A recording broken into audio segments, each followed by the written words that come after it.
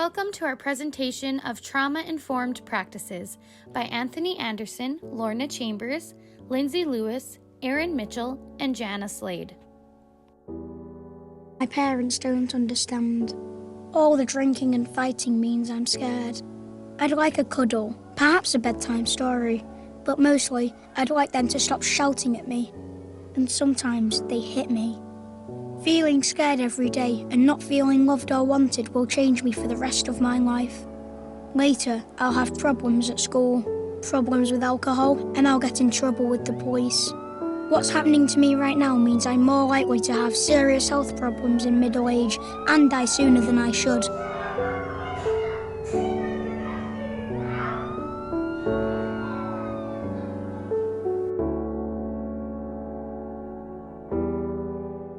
What is trauma? Trauma is a term used to describe a stressful event that an individual has lived through, which may cause them ongoing challenges and emotional struggles. We cannot put a label on trauma because traumatic events differ between individuals. The same event may be more traumatic for some people than for others. Experiencing traumatic events at an early age can be very devastating and impactful for a child, and this trauma can potentially stay with them for the rest of their lives.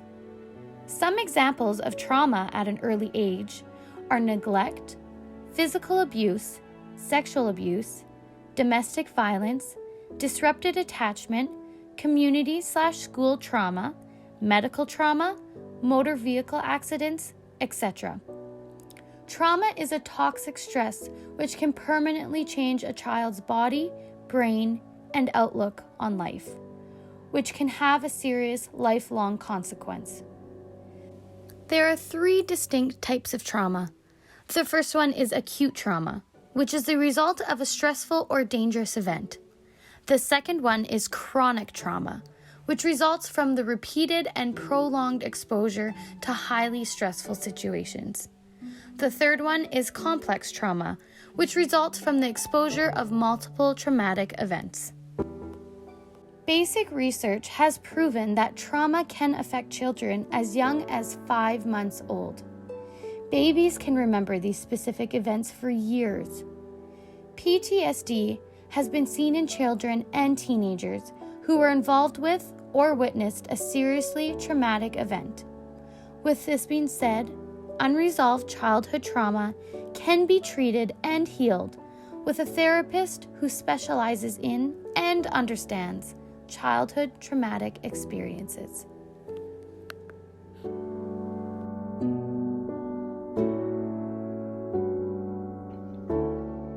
Let's explore the effects of trauma on the brain and see how they impact the learner's brain development. Numerous neurochemical abnormalities can develop as a result of trauma or PTSD. These abnormalities include 1. Lowered concentration of serotonin. This impairs the learner's ability to tolerate anxiety and elevates their tendency to be impulsive. 2. Increased norepinephrine elevates the child's fight or flight response. 3. When glutamate attaches to the N-methyl deaspartate receptors, they damage or shrink the hippocampal neurons. Why is this so impactful on brain development? The hippocampal neurons are associated with learning and memory, spatial navigation, and emotional behavior. Damaged hippocampal neurons also results in decreased levels of cortisol, decreasing a child's ability to manage stress. When children are under stress or in stressful situations, their ability to cope and regulate their behavior is impaired, which in turn impacts their learning.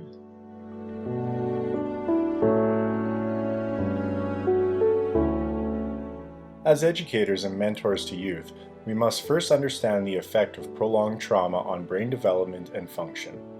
Once we understand this impact, we can then develop trauma-informed practices.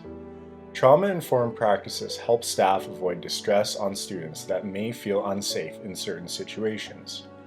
Teachers can use strategies in their classroom to show empathy, create a safe environment for students who have endured traumatic experiences, and help students develop healthy relationships and effective ways to handle stress. As stated by the Government of Alberta, trauma-informed practices create a school environment where every student feels safe and supported, and staff understands how trauma affects their behavior and emotions. The notion that staff must understand why the student may be behaving or responding to certain situations is paramount. A student may act out in certain situations, causing disruptions and unrest in the classroom. It is important to understand the situation. Ill-informed teachers may immediately send the student to the principal's office, where the student will become more defensive and defiant. However, a teacher who understands and applies trauma-informed practices and reflects on the issue will show empathy and ultimately help the student work through the reaction. Therein lies the importance of building a positive classroom environment. By creating a positive classroom environment where students feel safe and respected by teachers and fellow students, emotional barriers will begin to fall and students can begin to develop relationships. Students will begin to externalize feelings and emotions in a positive way rather than internalizing them in a destructive one. When an environment is presented where people feel accepted and respected, healing from the trauma can occur. All students, regardless of those who have faced traumatic experiences or not, benefit from environments that are calm, supportive, and predictable.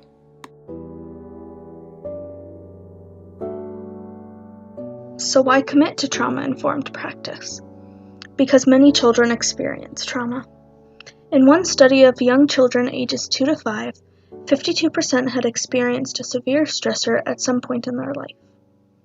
Every 10 seconds, a report of child abuse is made.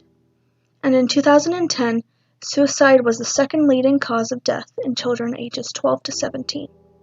From Statistics Canada, findings in the 2014 General Social Survey show that 1/3 of Canadians aged 15 and over had experienced some form of child maltreatment before they were 15 years of age. It is important that students and teachers recognize these alarming facts so that school can be a safe environment where students feel accepted. Students who have experienced trauma might react to classroom stressors with a fight, flight, or freeze survival response, and this can manifest in many ways. Students who react with the flight response may become disengaged, daydream, or fall asleep during class. They may also leave the classroom, skip classes entirely, or avoid the people around them. When students react with the fight response, they may become aggressive, scream, yell, or argue, and they may also act out in class, becoming defensive or even acting silly. And students who react to classroom stressors by freezing may have a blank look on their face, refuse to give an answer, or even feel that they are unable to move. It is important that we recognize these behaviors as a consequence of trauma and stress so that we can respond in proactive rather than reactive ways, more effectively supporting students. Students with trauma exposure or post-traumatic stress disorder often demonstrate lower performance in math and reading and are more likely to repeat a grade. In schools, trauma-informed practice maximizes the impact of trauma-specific interventions for students. Schools that are safe and supportive environments for students who have experienced trauma are very beneficial.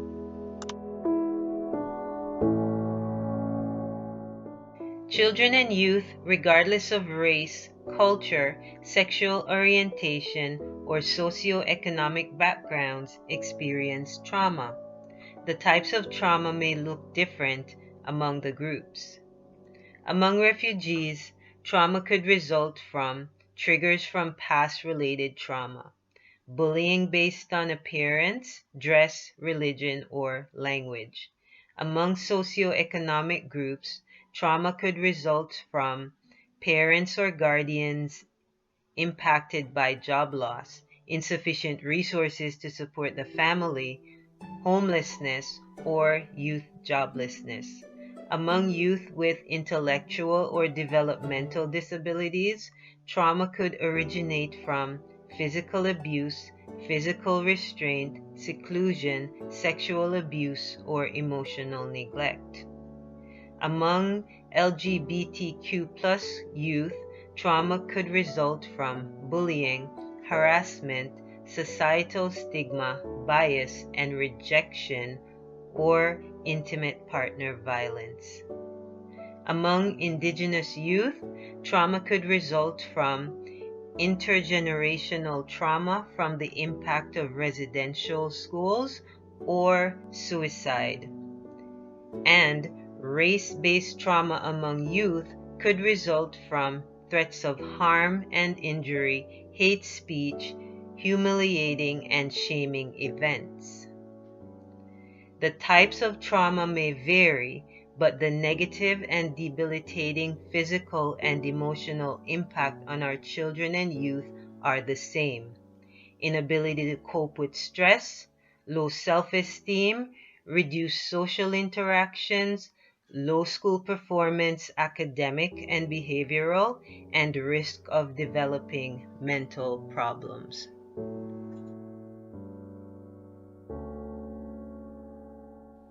Studies show that humans can live up to 2 months without food and 3 days without water.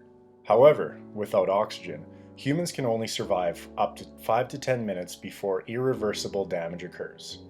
One can see how important breathing is to our everyday lives. Have you ever been so stressed, anxious, or angry that you find it hard to breathe? Many students facing damage from traumatic experiences may experience this symptom multiple times a day. It is important to remember that solutions to these behaviors and emotions may be simple. Just breathe.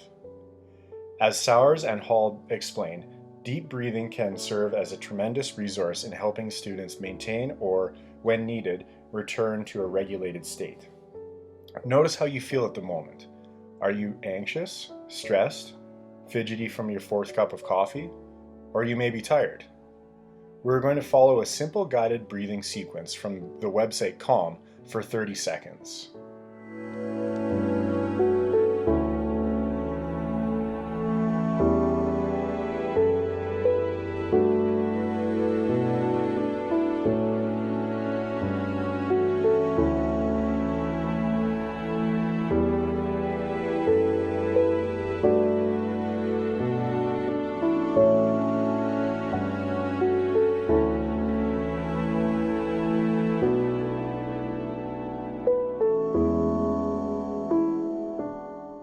How do you feel now?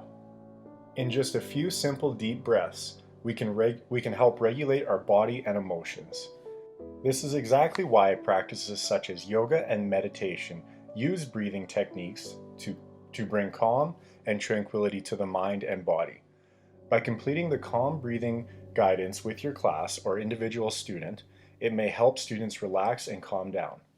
It may also be used during transition times to indicate changes in activity and help students reset their brains to focus on the new task. The most important facet of trauma-informed teaching is undoubtedly the creation of meaningful relationships with the students in our classrooms. By building relationships, we make our classrooms a safe place for students who have experienced trauma, and may even become their safe adults. When students view you as a safe person, they're able to share their concerns and frustrations. They may begin to allow you to assist them in developing the skills necessary to be successful at school. A student who is wary of new adults and shuts down around new people is unlikely to feel comfortable asking a teacher for help with assignments. Instead, you may see a student who does not get started on their work and may be mistaken for acting defiantly. Building relationships with 20 or more students, hundreds in a secondary school setting, can seem a daunting task with the time allotted to us each day, but there are a few simple tasks shared by Hall that can begin building positive relationships in the classroom. Hall outlines the 7-second method, which states simply that the first 7 seconds of interaction with each student should be a positive one. Give a friendly greeting and maybe pay a compliment. This starts each student's day in the classroom on the right foot, feeling cared for and safe. In Fostering Resilient Learners, Hall describes the morning routine of one of the teachers in his school. This teacher started each morning by greeting every student at the door with a handshake, good morning, and question about their status.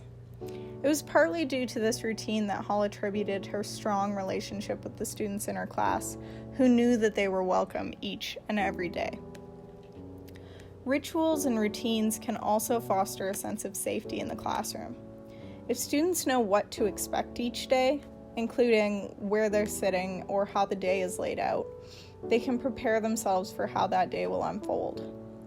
Soft starts, quick games, and a few extra minutes here and there to chat are all ways to help build a positive relationship with your students. And those extra minutes invested will always pay back in the end. Trauma is a serious struggle in today's world.